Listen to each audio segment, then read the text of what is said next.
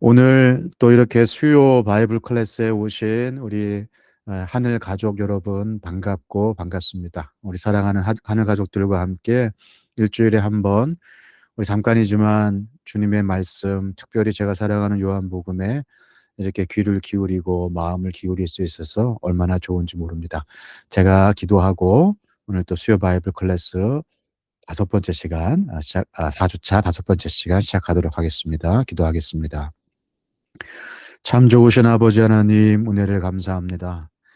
늘 말씀으로 인도하여 주시고 채워 주시고 위로하여 주시고 또 등 두들겨 주시고 손잡아 주시니 감사합니다. 우리의 연약한 무릎을 또 이렇게 굳세게 하셔서 다시 일어나 걸을 수 있는 용기와 소망을 주시니 감사합니다. 좋은 날에 우리 좋은 사람들과 함께 모여 주님의 귀한 말씀을 함께 나눕니다. 성령 하나님, 우리 가운데 함께 하시며 친히 말씀하여 주셔서 우리의 지혜로는, 우리의 경험으로는 알 수 없는 하늘의 그 보배로운 말씀을 우리 마음에 새기는 귀한 시간이 될 수 있도록 아버지여 은혜 위에 은혜를 더하여 주시옵소서. 감사드리옵고 예수님의 이름으로 기도합니다. 아멘. 오늘 사주차는 요한복음 7장과 8장 말씀입니다. 벌써 이제 요한복음이 총 21장이니까 3분의 1 정도가 된 거네요. 시작이 반이라고 했는데 3분의 1 지났다는 얘기는 절반도 넘어서 이제 중반부에 이제 금세 다다른다, 그런 얘기입니다. 청 성경이 창세기로 시작되죠. 성경 66권 가운데 제일 첫 번째 권인 창세기에 제일 첫 번째 장 첫 번째 말씀이 태초에 하나님이 천지를 창조하시니라, 그거고요. 그 2절 말씀이 뭐냐면 땅이 혼돈하고 공허하며, 이렇게 되어 있습니다. 그러니까 하나님이 세상을 만들기 전에 이 땅이, 그 땅은 지구가 아니겠죠, 당연히. 어 하나님의 도우심, 하나님의 말씀이 필요한 우리 편에서의 무엇인가를 이렇게 어 보여주기 위해서 한 게 아닌가 싶습니다. 하여튼 그 혼돈과 공허가 세상이었는데 하나님이 말씀을 하시자 그 혼돈에 질서가 생깁니다. 조화로움이 생기죠. 또 하나님이 말씀을 하시자 그 공허했던 세상이 어 다채로운 동물과 식물과 해와 달과 별들로 풍요롭게 채워집니다. 그래서 창세기 1 장의 그 창조 장면은 지구가 어떻게 시작돼 세상이 어떻게 시작됐다라고 하는 무슨 다큐멘터리 같은 그런 기록이 아니라 이 혼돈하고 공허한 세상에 하나님의 말씀이 있을 때 조화롭고 또 풍요로운 세상이 된다는 것, 그 조화와 부요의 주인이 말씀이신 하나님이라는 사실을 이렇게 보여주고 있습니다. 하나님의 말씀이 곧 질서이고 하나님의 말씀이 곧 부요입니다. 그런데 성경 초반부부터 죄인들은 그 하나님의 질서와 부요를 거절하죠. 하나님이 주시는 질서, 하나님이 만들어 놓은 질서를 거절하고 자기들이 세운 질서, 자기들이 세운 부요를 갖기 위해서 반역을 합니다. 그래서 도시를 이루고 막 탑을 쌓아 가지고 자기들끼리 거짓 안정을 추구하죠. 하나님이 없는 하나님의 말씀을 배제한 가짜 부요, 가짜 질서, 그것을 추구하는 것이 죄 많은 사람들의 그런 모습이었습니다. 그래서 성경을 보면 하나님은 늘 이런 가짜 안정과 거짓 부요를 허무시는 장면을 우리는 보게 됩니다. 노아의 홍수도 그렇고요. 바벨의 탑을 허무신 것도 그렇고요. 그때 인간의 언어를 혼잡하게 하셨잖아요.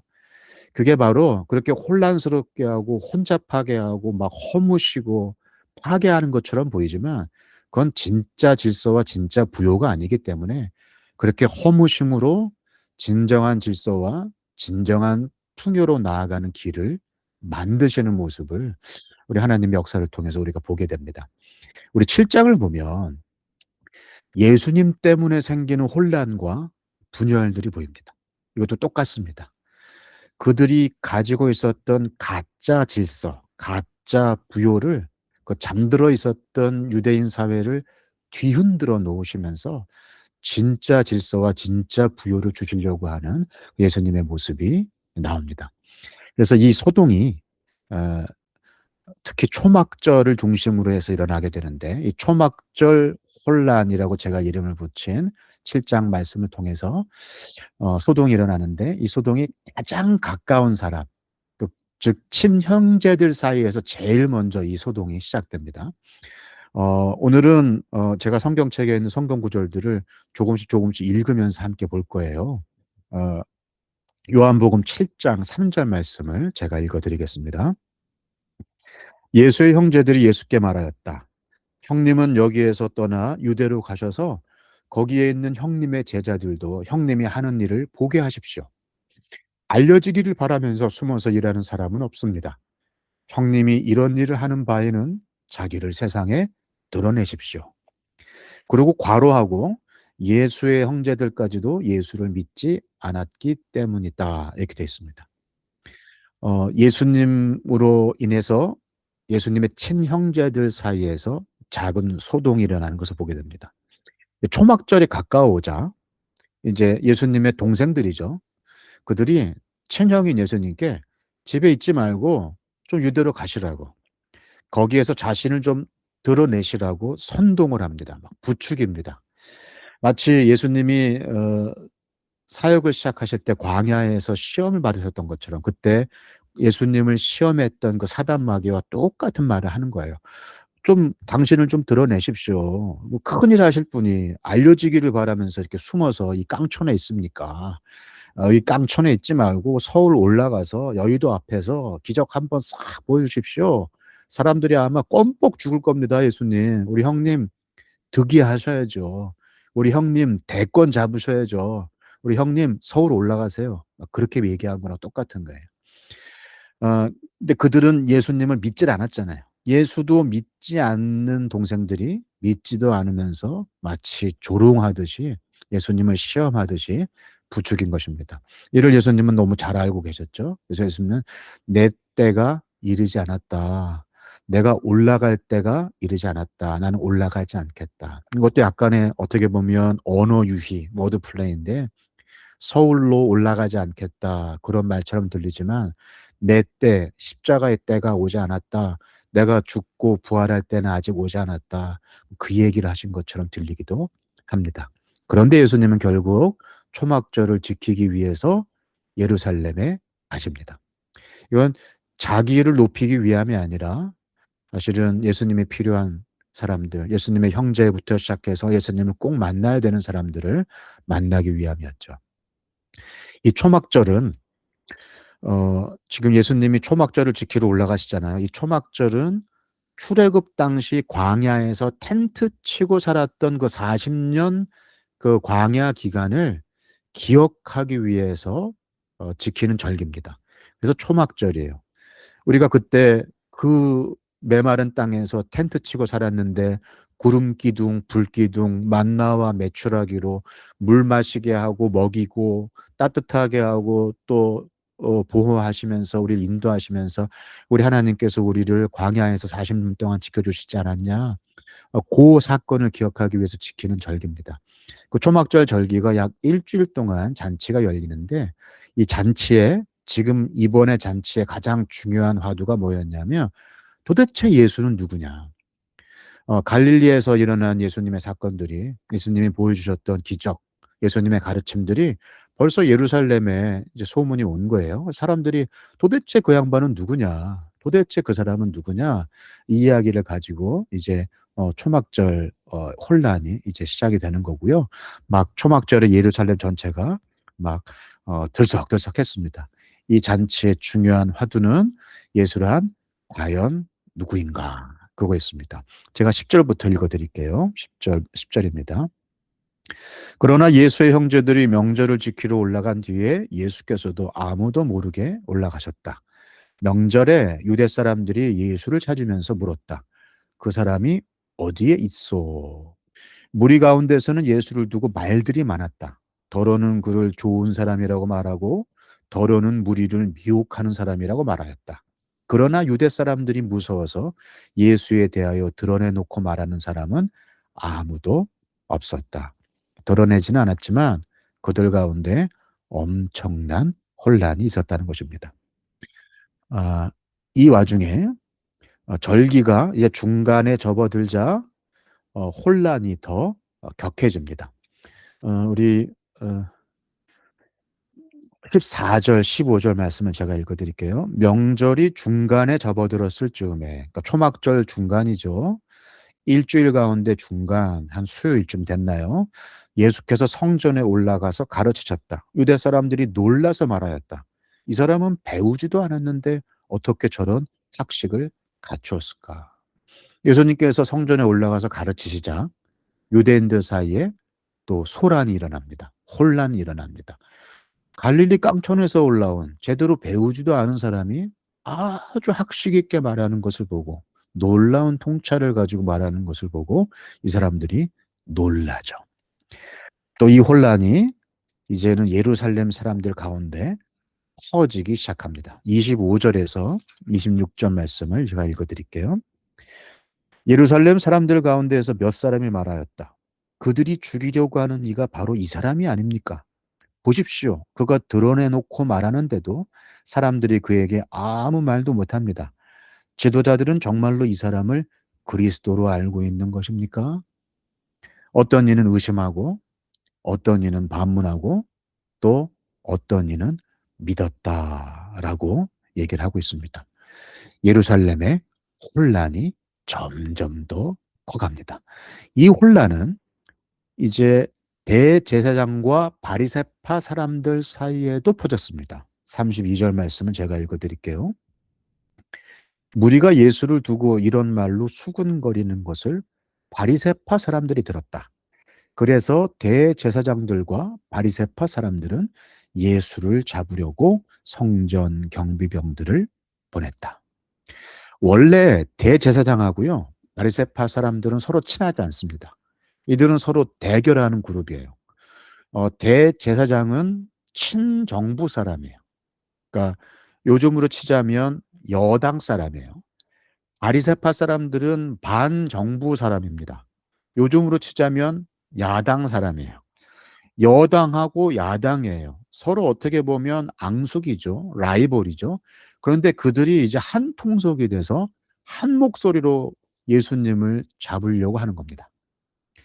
그들 가운데 일어난 혼란, 지금 기존의 질서가 뒤집어지는 것을 보게 됩니다. 여당과 야당도 손을 잡게 하는, 도대체 이 사람이 누군가?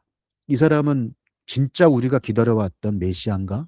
이 사람이 정말로 우리가 그 고대하고 있는 그 구약의 수많은 선지자들이 말했던 그 메시아인가? 아니면 거짓 선지자인가? 우리를 그냥 혼란에 빠뜨리게 하는, 이 정부를 무너뜨리게 만들려고 하는 그런 반란자인가? 반동가인가? 이런 생각들로 이제 정치권에 있는 사람들까지도 아주 혼란스러운 그런 소동에 빠지는 것을 보게 됩니다. 그리고 이제 초막절 절기가 마지막 날에 이르렀습니다. 이때가 바로 절기의 정점입니다. 일주일 동안 이어지는 초막절 잔치의 마지막 날은 가장 큰 정점의 날입니다. 이때 초막절 주요한 행사 중에 하나가 뭐냐 하면 물을 깃는 행사예요. 실로암에 가서, 여러분 잘 아시는 그 실로암 못에 가서 금 항아리에다가 물을 길어다가 그걸 성전 번제단 옆에 있는 물두멍에다가 붓습니다. 그걸 일주일 동안 내내 해왔는데 이걸 마지막 날이 하이라이트예요. 이 물을 길어서 성전 옆에다가 이렇게 붓는 이 예식을 니숙 하마임이라고 하는데요. 유대인들은 지금까지 하고 있습니다. 지금까지 지금 3,000년 가까운 시간 동안 유대인들은 해마다 초막절이 되면 실로암에서 금 항아리에 물을 길어다가 성전 제단 옆에 있는 물두멍에다가 붓는 이 행사를 합니다. 이 물을 부으면서 백성들이 노래를 불러요. 유튜브에 보시면 막 이스라엘 사람들이 지금 막 트럼펫도 불고 막 나팔을 부는 이런 장면들이 있습니다. 그때 노래를 부르는데 노래 가사가 뭐냐 하면 이사야 12장 3절에 너희가 기쁨으로 구원의 우물에서 물을 기르리로다. 그 어 구절이 있거든요. 그 구절을 가지고 노래를 하면서 막 환호를 합니다. 이 물을 길어서 옆에다가 붓는 이 의식에는 신학적 의미가 두 가지가 있어요. 하나는 과거를 기억하는 거죠. 과거 초막절 광야에서 천막 치고 살았을 때 그 반석을 쳐서 물을 내신 그 하나님의 그 공급을 기념하는 것입니다. 그 옛날 과거를 기억하는 것이고, 또 하나는 미래를 소망하는 거죠. 이 이사야의 말씀처럼 또 에스겔 47장과 스가랴서 14장 8절에 보면 성전에서 생수가 흘러나와서 온 땅을 적실 것이다라고 하는 예언이 있거든요. 그 에스겔과 스가랴의 예언이 이루어질 것을 소망하면서 우리에게 메시아를 보내달라고. 지금 유대인들은 아직도 메시아가 왔다고 생각하지 않잖아요. 지금도 그들은 물을 길어다가 성전 옆에 부으면서 성전에서 생수가 흘러나와서 온 땅을 적시게, 우리 이스라엘을 통하여서 유대를 통하여서 온 세상이 복을 받을 수 있게 어서 오소서 메시아 이렇게 그들이 기원하는 것입니다. 이 의식이 절정에 달하는 마지막 날, 이 초막절의 마지막 날에 예수님이 일어나셔서 외치십니다. 뭐라고 외치시냐? 요한복음 7장 37절에 예수님이 이렇게 외치십니다. 목마른 사람들은 내게로 와서 마셔라. 나를 믿는 사람은 성경이 말한 바와 같이 그의 배에서 생수가 강물처럼 흘러나올 것이다. 누구든지 목마르거든 내게로 와서 마셔라. 내가 바로 샘물 근원이다. 내가 바로 그 에스겔이 말한, 그 이사야가 말한, 그 스가랴가 예언한 성전에서 흘러나오는 그 물의 원천이다. 어, 가장 중요한 순간에 예수님 자신이 그 말씀의 실체라는 사실을 예수님이 그 당시에 나와 있는 사람들에게 외친 것을 우리가 알 수가 있습니다. 우리 7장을 보면 사람들 사이에 혼란이, 예수님과 가장 가까운 친형제부터 시작해서 유대 사람들, 예루살렘 사람들, 대제사장, 바리새파 사람들 하는 식으로 이렇게 천천히 퍼져가는 것을 보게 됩니다. 사실 다 예수님의 형제들이나 대제사장, 바리새파 사람들이나 전부 다 유대인들이잖아요. 근데 그 유대인들을 일부러 세세히 나눈 거예요. 친형제, 예루살렘, 대제사장 이런 식으로.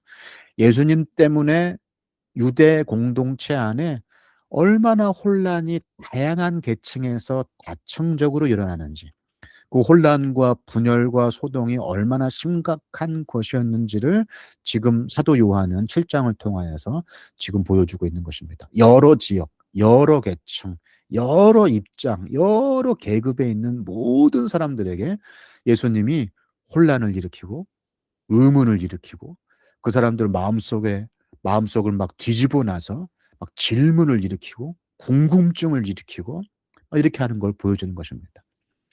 예수님 당시에 그들은 1000년 넘게 이 초막절을 지켜왔어요.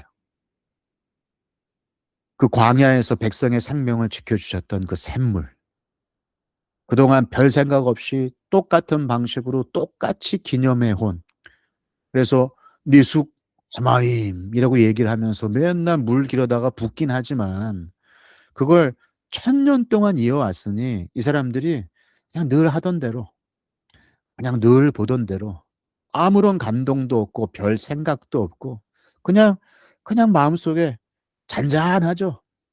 늘 똑같이 해오던 익숙한 장면이죠. 그 1000년 동안 이어온 절기 똑같은 방식으로 똑같이 별 생각 없이 해오던 이 초막절 절기에 이 유대인들에게 예수님이 내가 바로 이 생수다. 아니, 이 생수가 시작되는 근원이 바로 나다라고 이 사람들에게 외친 것입니다. 그들 마음 가운데에 파문이 일게 한 거예요. 파문, 호수 한가운데에다가 돌을 던지면 그 돌 하나 때문에 호수 전체가 출렁이죠. 예수님은 파문을 일으키시는 분입니다. 복음은 예수가 없는 인생에게는 파문을 일으켜요.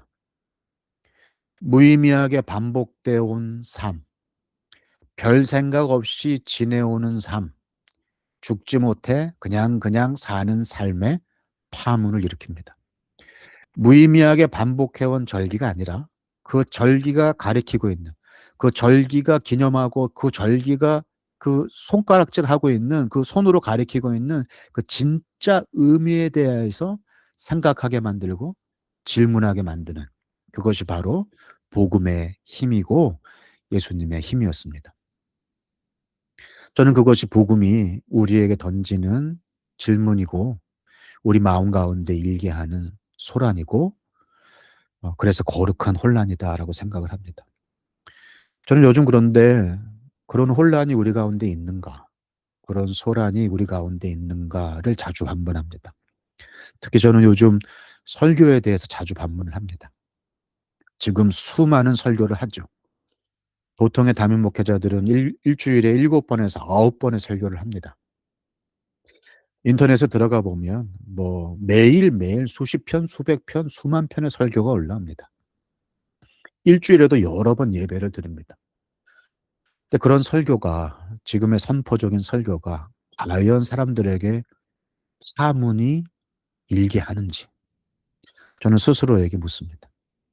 그냥 무의미하게 반복해온 절기처럼 우리도 설교를 그저 종교 행사로 소비하고 있지는 않는지, 그 수많은 설교를 듣고 그 수많은 설교를 이어폰을 끼고 유튜브로 듣고 걸어가며 듣고 산책하며 듣지만 그 설교가 그냥 듣기 좋은 배경음악처럼 되어 있지는 않은지, 우리 삶에 파문이 일게 하고 질문이 일게 하고 의문이 들게 하고 그리고 잔잔했던 삶을 들썩이게 만들고 가만히 있지 못하게 만들어야 할 텐데 그 말씀이 우리 가운데 그런 역할을 하고 있는지 저는 돌아보지 않을 수가 없었습니다. 오늘 요한복음 7장 말씀은 말씀이신 예수님 때문에 무리 가운데 일어난 소란에 대해서 말하고 있습니다. 이 소란은 공동체를 깨뜨리는 소란이 아니에요. 잠자는 공동체를 일깨우는 소란이었습니다. 우리의 잠자는 심령을 깨우는 거룩한 소란에 대해서 오늘 요한복음 7장은 증거하고 있습니다. 똑같은 말씀이신 주님께서 여전히 말씀하고 계시는데 그 주님 앞에 우리의 심령이 잠자고 있지는 않은지, 똑같이 능력 있는 말씀이 우리 가운데 있음에도 불구하고 우리 마음 가운데 말씀의 파문이 일고 있는지 우리는 돌아보아야 할 것입니다. 두 번째 장면으로 들어가도록 하겠습니다. 초막절에 혼란이 있고 이제 7장 마지막 절과 8장에 들어가면 그 유명한 가늠하다 현장에서 잡힌 여인에게 죄 없는 자가 돌로 치라라고 하는 그 말씀이 나오는 장면이 이제 8장입니다. 근데 7장 53절부터 사실은 끊어야 이것이 맞다라고 되어 있어서 끊어 있는 것을 아마 보고 계실 거고요.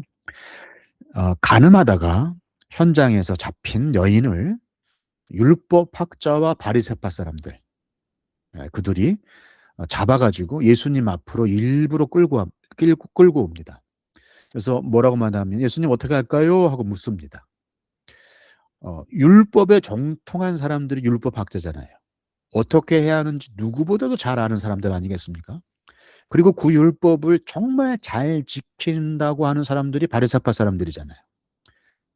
율법에 따라서 이 여인을, 이 간음하다가 잡히면 이 여인을 율법이 뭐라고 하는지를 누구보다도 잘 아는 사람들이 왜 물어봤을까요?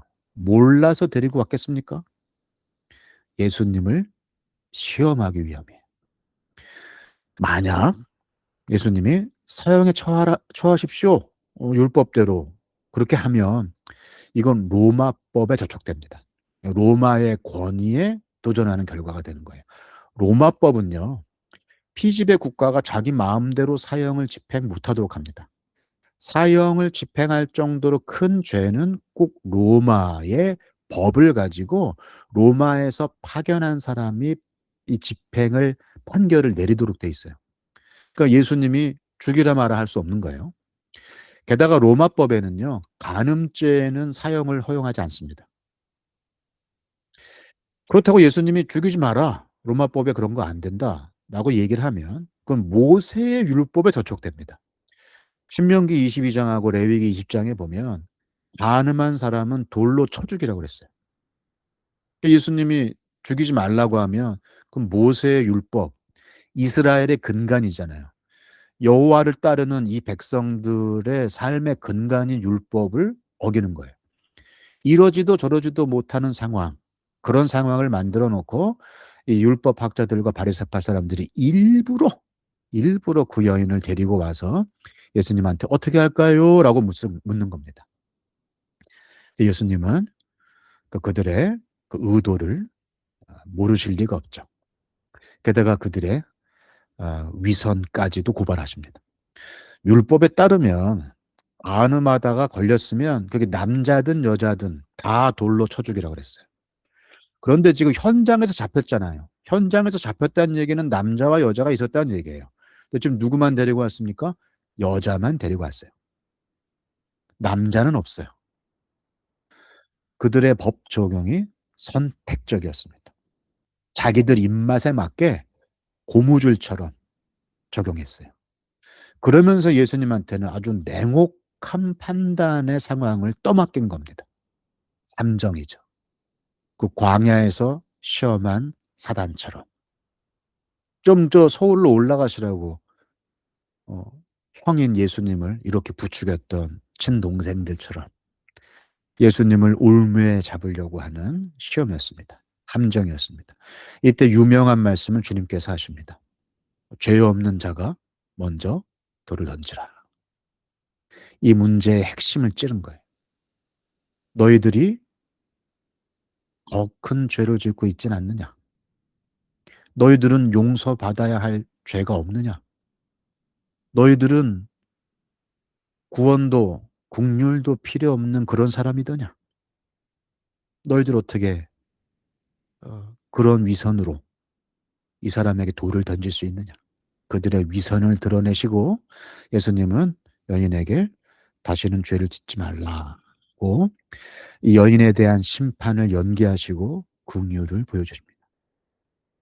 근데 여러분 성경을 잘 보시면 우리 7장 53절 요 가늠하다 잡혀온 여인 사건이 있는 7장 마지막 절부터 8장 11 절까지가 꺾은 괄호로 이렇게 꺾은 괄호 두 개로 이렇게 묶여 있는 걸 보실 거예요.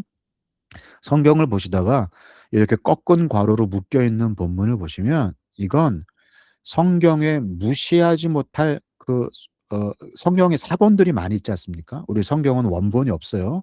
성경은 전부 사본이고 그 수많은 사본을 대조해서 한 글자도 틀리지 않아야 되고 없던 게 있어서도 안 되고 있던 게 없어서도 안 돼요. 그런데 어떤 사본에는 있고 어떤 사본에는 없고 근데 무시하지 못할 정도로 어떤 사본에는 있든지 무시하지 못할 정도로 어떤 사본에 없으면 이걸 빼거나 넣거나 하기가 곤란한 상황이 돼요. 그럴 때는 그 부분을 이렇게 꺾은 괄호로 묶습니다. 상당 부분의 사본에는 이 부분이 없다. 그걸 고려해서 이 부분을 읽으라라고 하는 거죠. 근데 뭐 한두 가지 사본에만 있었다면 뺐을 거예요. 근데 굉장히 많은 사본에 있게 있고 그래서 이 괄호로 묶여 있는 겁니다. 그러니까 어 그걸 보면 이건 초기에는 없다가 나중에 더 설명을 추가하기 위하여서 어 넣은 것이 아닌가. 그러나 그것을 상당히 어 정통성 있게 보아서 많은 그 후대 사본들이 따른 것을 보았을 때 그것을 이제 정경의 본문 안에는 이렇게 꺾은 괄호로 넣은 거죠. 그럼 나중에 이걸 왜 추가를 했을까요? 이 초막절 절기 예수님께서 "나는 내가 생명의 물이다. 목마른 사람은 다 내게로 와서 마셔라."라고 어 그 예수님의 그 소란의 사건이 딱 끝나고 어 그 이후에 예수님이 "내가 세상의 빛이다."라고 하는 그 사건을 말씀하시기 전에 요 중간에다가 가늠한 여인의 사건을 일부러 집어넣은 거예요. 왜 이걸 넣었을까? 이게 지금 예수님께서 몰고 오신 이 파문, 예수님 때문에 불어닥친 이 혼란, 저 예수란 사람은 도대체 누구냐? 사람들이 질문하고 궁금해하고 묻고 막 알고 싶어하고, 이런 이 파문과 혼란에 대한 답을 보완하여서 설명하기 위해서 이 본문을 추가한 것이다라고 보고 싶습니다. 그러니까 종교적 형식은 갖췄지만 속은 썩어 있는 사람들의 그런 위선을 이렇게 흔들고, 그들 모두가 사실은 스스로를 구원해야 할 수 없는 죄인인 것을 밝히면서, 우리 모두가 다 이렇게 죽어 마땅한, 우리를 구원할 수 없는 죄인인데 예수님만이 그들을 죄에서 구원해낼 메시아이신 것을, 예수님만이 사실은 누가 죄인인지 누가 죄인이 아닌지, 누구를 구원할 것인지 누구를 구원하지 않을 것인지를 정하실 수 있는 하나님이라는 사실을, 이 가늠하다 현장에서 잡힌 여인을 긍휼히 여기신 예수님의 말씀을 통하여서 이 사건이 정확하게 드러내신 것입니다. 우리는 율법 학자들과 이 바리새파 사람들에게 손가락질하지만, 예수님 이 여자 어떻게 할까요? 이 죄 많은 이 여자 어떻게 할까요? 이렇게 말하는 그들의 위선에 대하여서 우리가 손가락질하지만, 사실 우리도 태생적으로 남 손가락질하는 걸 얼마나 좋아하는지 모릅니다. 우리가 남 죄 지은 걸 보면서 욕하기를 얼마나 즐겨하는지 모릅니다. 남 정죄하는데 우리가 다 박사예요. 어떻게 그렇게 죄를 잘 찾아내서 고발하고 죄를 드러내고, 조금이라도 잘못을 하면 뭐 그렇게 그냥 사람을 막 생매장시키듯이 실제로 죽음에 이르기까지 한 사람을 정죄하고 손가락질하고 돌을 던지는지, 우리가 그쪽 방면으로는 아주 대단한 사람들입니다. 예전에 어떤 자매가 저한테 와서 물었어요. 목사님, 우리 엄마 천국 갈까요? 지옥 갈까요? 그걸 물어보더라고요. 자기가 보기에는 자기 엄마가 천국 못 갈 것 같다는 거예요. 어떤 사람이 천국을 갈 건지 말 건지, 그건 우리가 물을 질문이 아닙니다. 그 사람이 죽을 죄를 졌는지 안 졌는지, 그건 우리의 관심이 되어서는 안 됩니다. 그의 죄를 어떻게 벌해야 하는지 말아야 하는지, 그것도 우리의 관심이 되어서는 안 됩니다. 우리 관심은 이 지긋지긋한 죄에서 우리를 살리게 할 수 있는 생명의 물이신 예수님을 어떻게 마실 수 있는지, 어떻게 소개할 수 있는지, 그 예수께서 그 답을 주시기 때문에 다른 것에 관심 두지 마시고, 저 사람이 죄를 지었나 말아야 됐나, 저 여자 돌로 쳐야 되나 말아야 되나, 저 인간 저런 사람 상종을 해야 되나 말아야 되나, 그것을 우리 입에 올릴 게 아니라, 그걸 우리의 관심으로 삼을 게 아니라, 우리를 죄에서 구원하실 생명의 물이신 예수님께 우리의 시선을 맞춰야 될 줄로 믿습니다. 이 혼란의 끄트머리에서 예수님은 이제 자기를 두 번째로 드러내십니다. 그게 이제 8장 12절 말씀이죠. 8장 12절에서 예수님이 이렇게 말씀하십니다. 예수께서 다시 그들에게 말씀하셨다. 나는 세상의 빛이다. 나를 따르는 사람은 어둠 속에 다니지 아니하고 생명의 빛을 얻을 것이다. 가늠하다 현장에서 잡힌 여인의 사건이 끝나자마자 예수님이 하신 말씀, 나는 세상의 빛이다. 요한복음에 나는 뭐뭐다라고 예수님이 자신을 소개하신 7가지 가운데에서 두 번째, 나는 세상의 빛이다. 이것이 이제 8장 12절부터 나옵니다. 그런데 오늘 8장 1절에 보면은요, 이 말씀을 예수님이 어느 장소에서 하셨는지 요한이 일부러 적었습니다. 예수님이 말씀을 하신 장소가, 말씀의 내용이 중요하지 뭐 말씀하신 장소가 뭐가 중요한가 싶죠. 그러나 성경의 기록들을 보면 예수님이 어떤 말씀을 하실 때 특정한 장소를 일부러 택하신 경우들이 많습니다. 지금 초막절이라고 하는 때도 일부러 택하신 걸 우리가 알 수 있어요. 초막절에 니숫하마임, 그 물을 길어다가 성전에다가 부으면서 에스겔 말씀, 그 스가랴의 말씀이 이루어지기를 그 기원하였던 사람들에게 내가 그 생수다, 라고 말씀하신 그 말씀을 하시기 너무 좋은 때를 잡으셨던 것처럼 내가 바로 세상의 빛이다라고 하는 이 말씀을 위해서 예수님이 잡으신 그 배경, 무대가 있습니다. 20절 말씀에 보면 이 말씀을 헌금궤가 있는 데서 하셨다라고 써 있습니다. 여러분, 이 헌금궤는요, 초막절 의식에 사용된 등불들이 놓인 장소 바로 코앞에 있는 거예요. 등불 앞에 헌금궤가 있습니다. 초막절 물뜨기 의식을 통해서는 내가 생명의 물이다 라고 말씀하신 예수께서 지금 초막절 등불 앞에서 내가 세상의 빛이다 라고 전하신 거예요. 마찬가지입니다.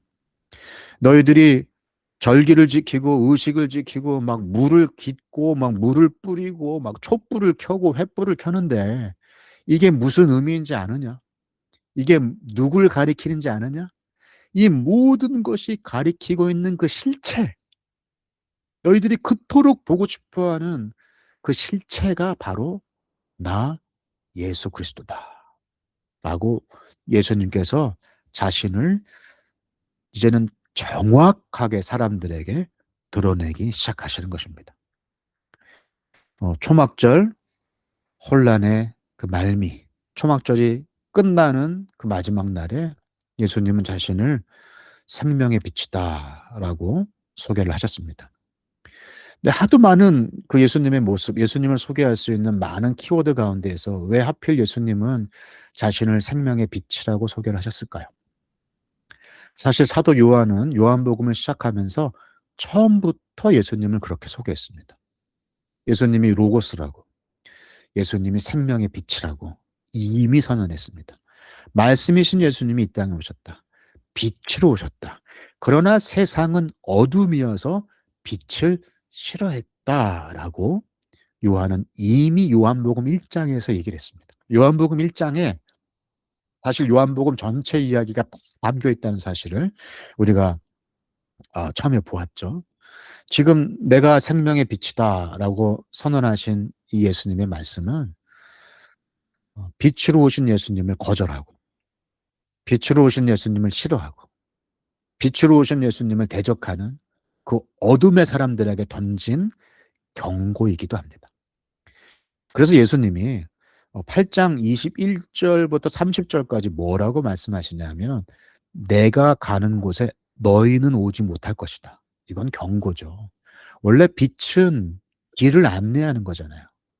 그래서 빛을 비추면 바다에 떠 있는 배도 길을 찾고 빛을 비추면 그 어둠 가운데 더듬더듬 거리던 사람들도 내 발등에 있는 빛을 보고 길을 찾잖아요. 그런데 예수님이 내가 빛이다라고 말씀하시고선 그런데 너희들은 내가 가는 곳에 오지 못한다.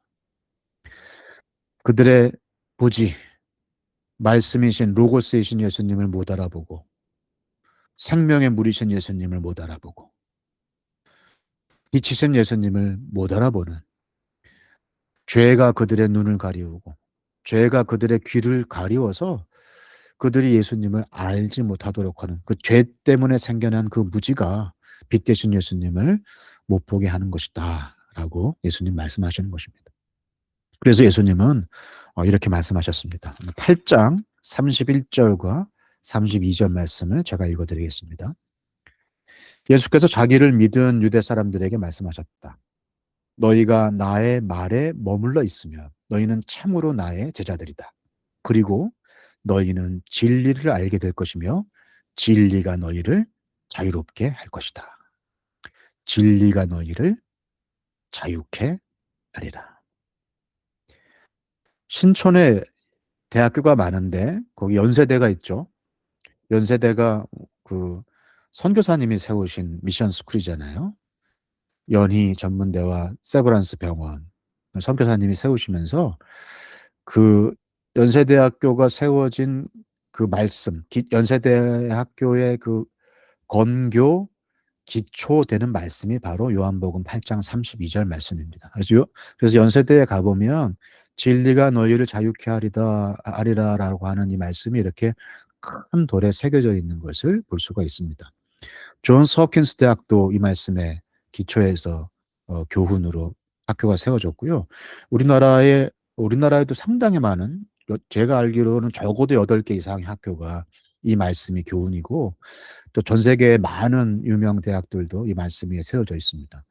그래서 우리가 그냥 느낌으로 진리가 너희를 자유케 하리라. 학교에 가면 많이 보이니까, 공부를 하면 진리를 알게 되고, 공부를 하면 그것이 우리를 자유롭게 해서 자유로운 탐구와 자유로운 이성의 그 사고가 우리를 무지로부터 해방하여 어 자유롭게 할 것이다라고 이해를 합니다. 그러니까 반은 맞고 반은 틀리는 거예요.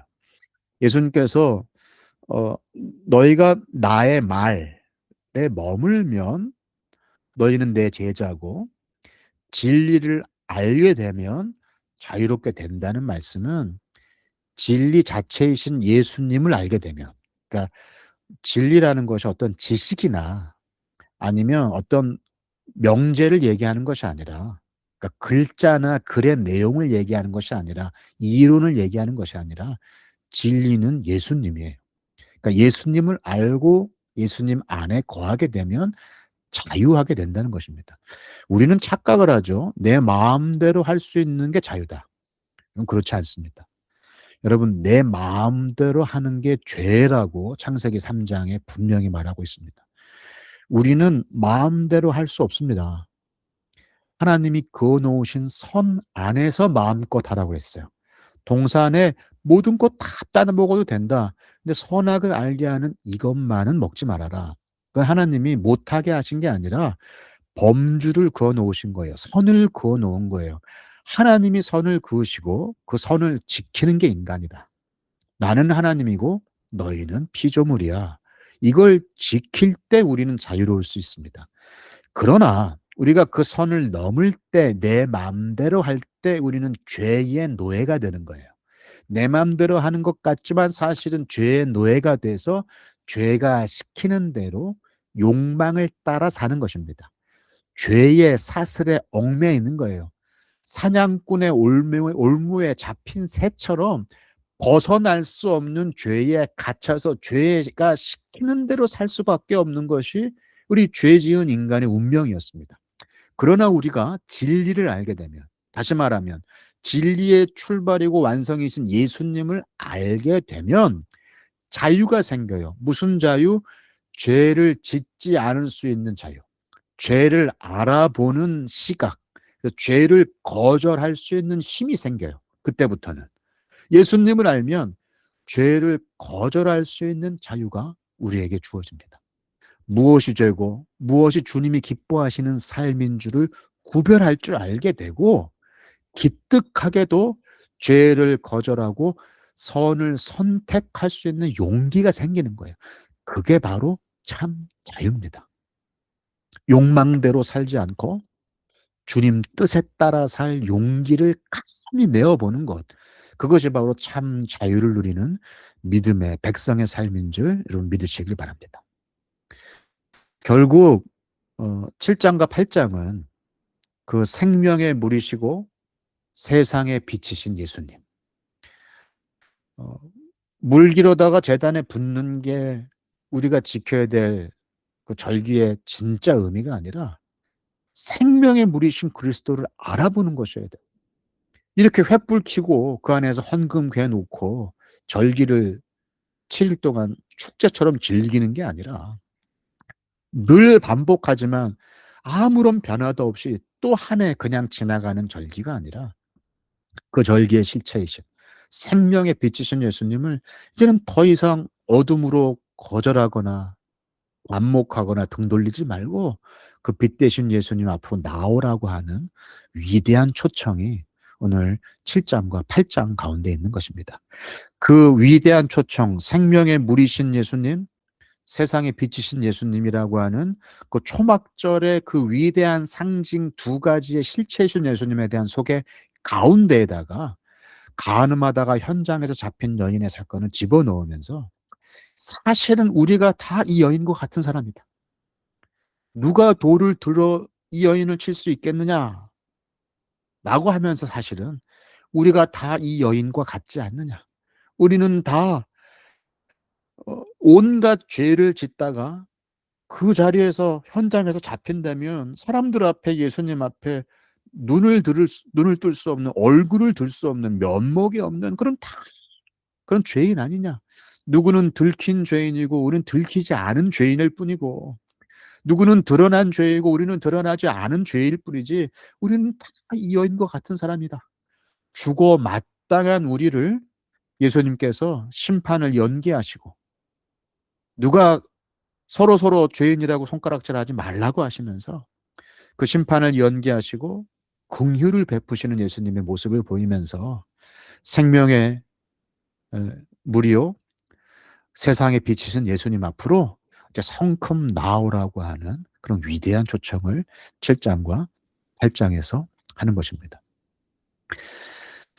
이렇게 예수님 때문에 일어난 초막절의 소란, 그 혼동, 그 잠잠했던 유대인 사회에 '저 사람이 도대체 누구인가? 저 예수라는 사람은 저 젊은이는 도대체 누구인가?'라고 하는 이 혼란스러운 질문에 대하여서 예수님이 대답을 던지셨는데 그 유대인들의 반응이 어땠을까요? 우리 8장 말미 59 절을 보겠습니다. 8장 맨 마지막 절. "그래서 그들은 돌을 들어서 예수를 치려고 하였다. 그러자 예수께서는 몸을 피해서 성전 바깥으로 나가셨다." 돌을 들어서 예수를 치려고 했습니다. 이 가늠하다 현장에서 잡힌 여인에 대한 반응하고는 대비되죠. 예수님께서는 죄인에 대한 심판을 연기하시고 긍휼을 베푸셨습니다. 그때는 그들도 민망해서 돌을 내려놨어요. 근데 이번엔 유대인들이 정반대의 반응을 보입니다. 막 분을 내면서 더 혼란스러워지고 더 혼동되면서 예수님의 실체가 드러날수록 예수님이 어떤 분이신지 예수님이 말씀하시면 말씀할수록 그 종교 지도자들의 역대감이 탁 커져갔습니다. 신성모독이라고. 감히 하나님과 동일시한다고. 빛에 대한 어둠의 반감이고 반란입니다. 사실 이 초막절 혼란은 기회였어요. 예수님을 알 수 있는 기회. 그래서 그 기회를 예수님은 살리셨습니다. 생수의 강이요 세상의 빛이신 예수님을 소개했어요. 그러나 이 혼란을 그들은 기회로 삼지 못하고 반란으로 만들었습니다. 어둠을 거절하고 하나님께 로고스이신 예수님께 반란을 일으켰습니다. 여러분, 우리 삶에 혼란이 올 때가 있어요. 그때 기회인 줄 아시면 됩니다. 우리 삶이 그냥 늘 평화롭고 한가롭고 그러길 우리는 원하잖아요. 근데 우리 삶은 때때로 잔잔한 호숫가에 던진 그 돌 때문에 일어난 파문처럼 우리 삶에 혼란이 일어날 때가 많습니다. 갑자기 생겨난 사고, 갑자기 생겨난 그 건강의 위험, 재정의 위험, 관계의 위험.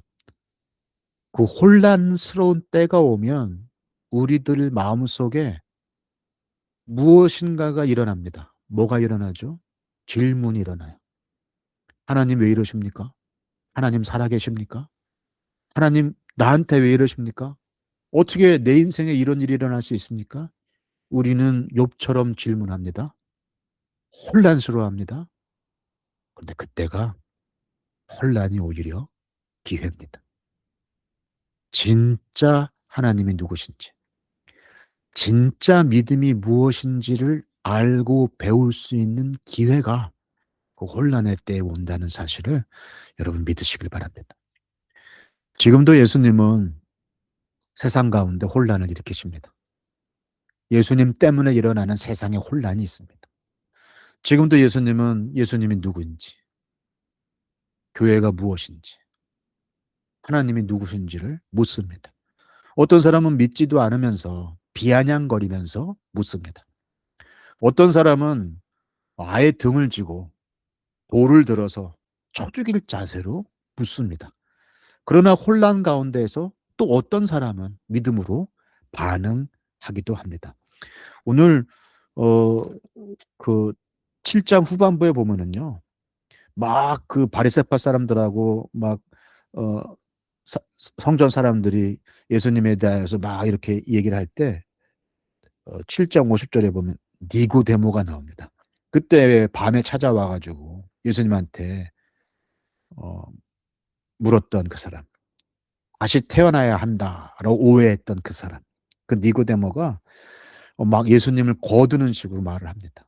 이미 그가 예수님에 대한 호기심을 가지고 찾아갔고 예수님에 대한 믿음이 커나가고 있다는 사실을 보게 됩니다. 7 장과 8장 한복판에 그전보다 한 걸음 더 자라난 니고데모의 모습이 보입니다. 이렇게 혼란 속에서도 누군가는 예수님을 믿고 혼란스러운 질문 가운데에서 누군가는 예수님을 발견하는 일들이 있습니다. 누군가는 돌을 들고 누군가는 비아냥거리고 누군가는 시험에 들고 누군가는 딴지를 걸겠죠. 이 혼란스러운 세상 속에서 우리 마음 가운데 질문이 일어날 때 생명의 물이시며 세상의 빛이신 예수님을 발견하는 보배로운 눈이 여러분에게 있으시기를 축원합니다. 진리가 너희를 자유케 하리라 하신 그 예수님의 말씀을 쫓아 그 진리의 말씀이신 예수님과의 관계 속에서 우리가 세상의 이 혼동 속에서 진정한 자유를 누리게 되는, 그래서 어둠이 아니라 빛의 자녀로 당당하게 한 걸음 더 나아가는 그런 성숙한 성도 되시기를 축원합니다. 이것이 오늘 요한복음 7 장과 8 장의 이야기입니다. 예수님은 초막절 의식이 가리키던 실체 그 자체셨습니다.